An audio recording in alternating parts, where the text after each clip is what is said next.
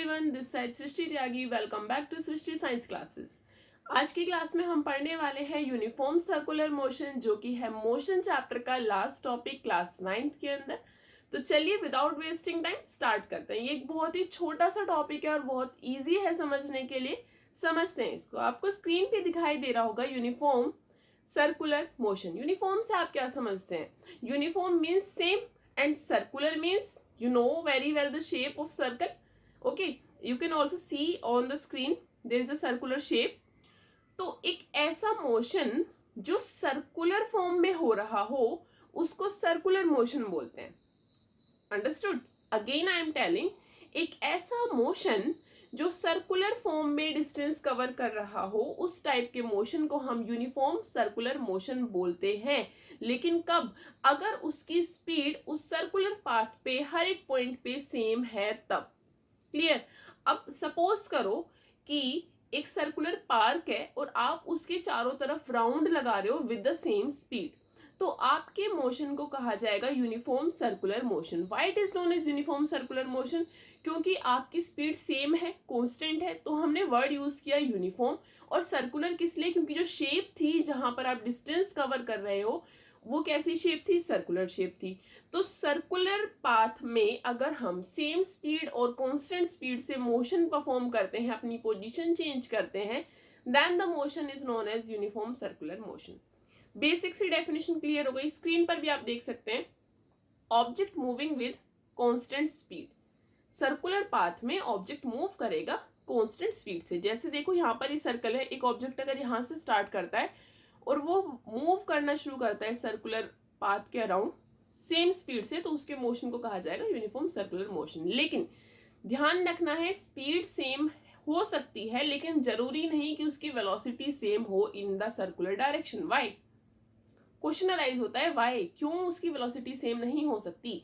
ये चीज हमें यहाँ पर समझनी है। ये देखिए point, speed can be constant but not necessary for the velocity. क्यों? वेलोसिटी एक वेक्टर क्वांटिटी होती है, स्पीड तो एक स्केलर क्वांटिटी है, सिर्फ मैग्नीट्यूड पर डिपेंड करती है। लेकिन वेलोसिटी मैग्नीट्यूड और डायरेक्शन दोनों पर डिपेंड करती है। तो जैसे ही सपोज करो कि यहां से ऑब्जेक्ट ने चलना शुरू किया, अब ऑब्जेक्ट आया इस पॉइंट पर, तो जब वो मुड़ेगा, टर्न लेगा, तो उसकी वेलोसिटी की डायरेक्शन चेंज होगी। अब अगर डायरेक्शन चेंज होगी तो वेलोसिटी भी चेंज होगी। क्यों? क्योंकि वेलोसिटी दोनों चीजों पे डिपेंड करती है, मैग्नीट्यूड पर भी और डायरेक्शन पे भी। तो जैसे ही उसकी डायरेक्शन चेंज हुई तो वेलोसिटी भी चेंज हुई। अब वो यहाँ आया इस पॉइंट पे, अगेन उसने टर्न लिया, फिर से वेलोसिटी चेंज हुई। यहाँ आया, अगेन उसने टर्न लिया तो वेलोसिटी चेंज हुई। इट मींस कि सर्कुलर पाथ में कोई ऑब्जेक्ट मूव कर रहा है तो वो सेम स्पीड से तो मूव कर सकता है, बट जरूरी नहीं कि उसकी वेलोसिटी भी सेम हो। क्यों?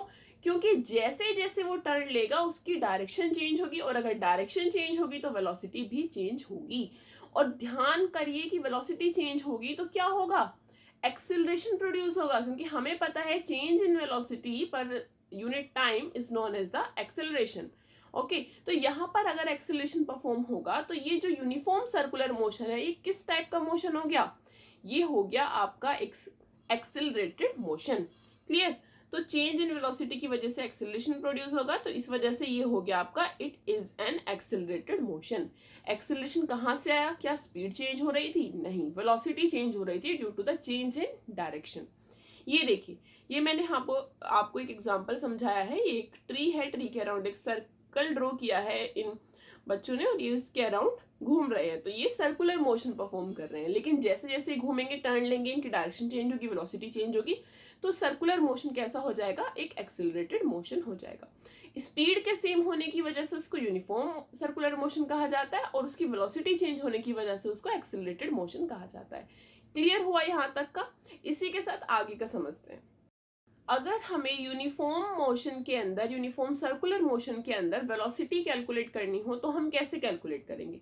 सबसे पहले आपको वेलोसिटी का एक सिंपल सा बेसिक सा फॉर्मूला पता है, that is distance upon time या फिर displacement upon time. Velocity is displacement upon time and speed is distance upon time.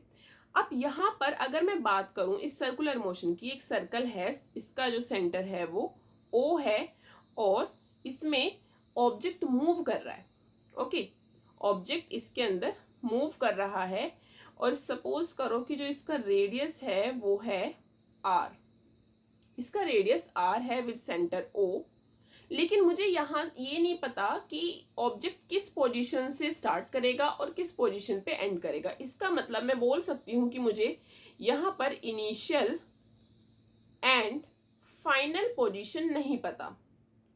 और अगर मुझे इनिशियल और फाइनल पोजीशन नहीं पता तो क्या मैं डिस्प्लेसमेंट कैलकुलेट कर सकती हूँ? नहीं कर सकती, बिकॉज डिस्प्लेसमेंट तो डिपेंड ही करता है इनिशियल और फाइनल पोजीशन पे। तो यहाँ पर हमें डिस्प्लेसमेंट नहीं पता उस ऑब्जेक्ट का कि उसने कितना कवर किया है, लेकिन हमें सर्कल का डिस्टेंस जरूर पता है। डिस्टेंस कैसे कि ऑब्जेक्ट किसी भी पॉइंट से स्टार्ट करे, लेकिन जो पूरा उसके अराउंड जो डिस्टेंस है वो होगी उसकी सरकमफेरेंस। डिस्टेंस क्या होगा? उसका सरकमफेरेंस। तो वेलोसिटी के फॉर्मूले में हम यहाँ पर डिस्प्लेसमेंट ना यूज करके क्या यूज करेंगे? डिस्टेंस यूज करेंगे। और डिस्टेंस उसकी सरकमफेरेंस है। सर्कल की सरकमफेरेंस क्या होती है? 2πr। क्लियर? ये क्या है? ये सर्कल की है सरकमफेरेंस। ओके, 2πr और पर यूनिट टाइम अपॉन t। तो ये हो गई आपकी velocity of uniform circular motion. Clear? Any doubt in this topic? आपको यहाँ पर कोई भी डाउट नहीं होगा। इसी के साथ ये चैप्टर मोशन आपका कंप्लीट होता है। इसका हमने each and every topic cover कर लिया है। अगर आपको वीडियो अच्छी लगी हो तो don't forget to like the video. And अगर अभी तक आपने चैनल को सब्सक्राइब नहीं किया है तो आप किस चीज का वेट कर रहे हैं? प्लीज सब्सक्राइब माई चैनल, जिससे कि आपको लेटेस्ट अपडेट मिलती रहे और आपकी क्लास का सिलेबस जल्दी से जल्दी कवर हो जाए। एंड मोस्ट इंपॉर्टेंट थिंग कि इस वीडियो के बाद नेक्स्ट वीडियो आने वाली है इसके एनसीईआरटी क्वेश्चंस की। So wait for the video and press the bell icon for the notification. Thank you for watching.